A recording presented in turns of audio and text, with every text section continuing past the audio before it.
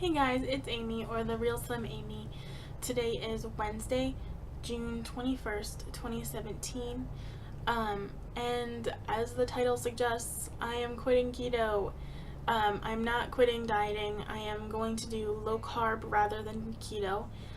So right now I'm eating 100 total carbs or less daily, and I'm not even really getting up to 100. Today I think I've planned out 63 carbs, and today is a workout day. So I'm just going to play around with the numbers and see how I'm feeling. But I just sort of wanted to make a video to update you guys and let you know how or why I decided to quit keto and how I'm going to go forward and just how I'm feeling today. And yeah, so let's get started. So I'm going to start with some pros and cons of the keto diet and kind of let you guys know why I ultimately decided that the cons outweighed the pros.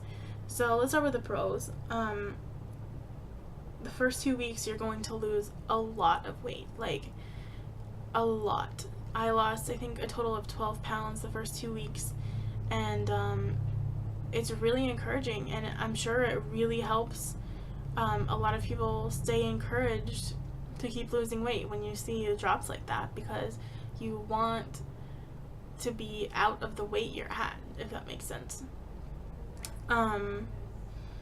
Another pro is no appetite. I seriously, the entire time after like day 2, I had no appetite. I just I never felt like eating except when I started working out, and then I was like ravenous for a few hours, and then I went back to not wanting to eat. But this one I consider a pro and a con, but I'll get into that in a minute. Another pro is that I had almost no carb cravings, and that's crazy for me because I absolutely love carbs, and I always have. So I guess if you're not eating carbs, you're not really going to crave them, and that really worked out well. It helped me a lot with sticking to the diet. So let's get into the cons a little bit. After the first 2 weeks where I lost a lot of weight, I immediately stalled for 2 weeks, which is very discouraging. Even with the giant weight jump that you had, it's really discouraging to know you're doing absolutely everything right and still not losing weight. And for someone as heavy as I am, 261.2 as of this morning, actually, it's just very hard to not see the scale move. And I did see progress photos. It was so frustrating not to be able to see the difference in my in the scale. I'm sorry. I was very focused on scale victories, especially at the beginning, and it just was very frustrating.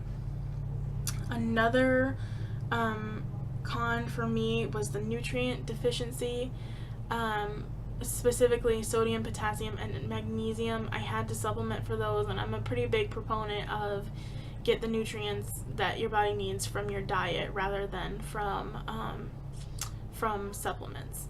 So I wasn't supplementing at all, and then my first workout, I got home and I felt like I was just dying of thirst all day, and by the end of the day I was having some symptoms of hyponatremia, and that is really scary. That's life-threatening. Those of you on keto, look up the symptoms of hyponatremia, and be aware of that, especially if you're not supplementing. Basically, you don't have enough sodium in your body, and you have too much water, and it could very well kill you. So just be very careful with that. Something that goes along with the nutrient deficiency is hair loss. My hair is so much thinner, and I've only been doing this for a month. Every time I take my hair out of a ponytail, I just get hair everywhere. There's hair in the bed, there's hair in the shower. Like, we've had to clean out our drain twice since we started. Like, it's just been awful. And if I pull my hair back too tightly, you can kind of see the bald patches a little bit, and it's just been bad. And from what I'm reading, it's pretty common. So be aware of that because you will lose some hair. Another thing that I've been having an issue with is not being able to get in enough calories daily. I've been averaging about 1,000. On a good day, I'll get maybe 1,100, and it's just not enough for somebody of my body size. And I'm sure that's not helping the just exhaustion I've been feeling, but I'm literally just not hungry enough to eat anything. I never feel hungry enough. I force myself to eat, and even then I'm still just like, blah, you know what I mean? Excuse me. The last con that I'm going to bring up is hyperglycemia, and it's been shown to happen with a lot of keto dieters. Your body almost never gets any carbs to turn into glucose, therefore your insulin stops making, your pancreas stops making insulin. And so basically your insulin response has been killed. You don't have an insulin response anymore.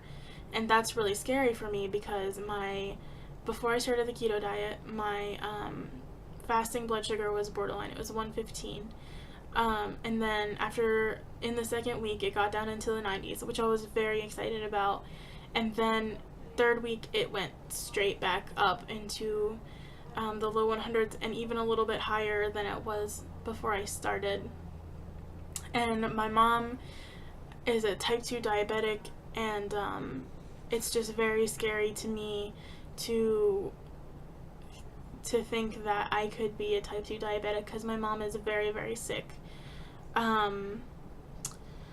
So the hyperglycemia is one of the main reasons that I've decided that the keto diet is not a good option for me.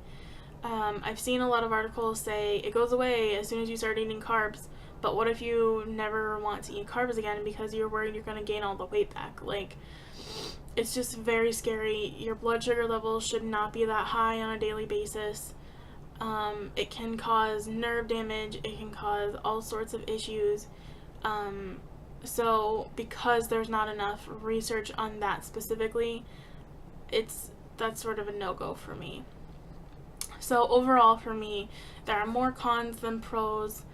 I loved the keto diet and I thought it worked really well for me. Obviously, I've lost 18 pounds total, but I just don't think it's the right diet for me. I think I am going to go with low carb. So the direction of this vlog is going to change a little bit. I'm going to go more towards low carb and get away from keto a little bit. I will still share some keto recipes because they good. But I am going to be trying mostly low carb things and letting you guys know what I'm eating and what the difference is.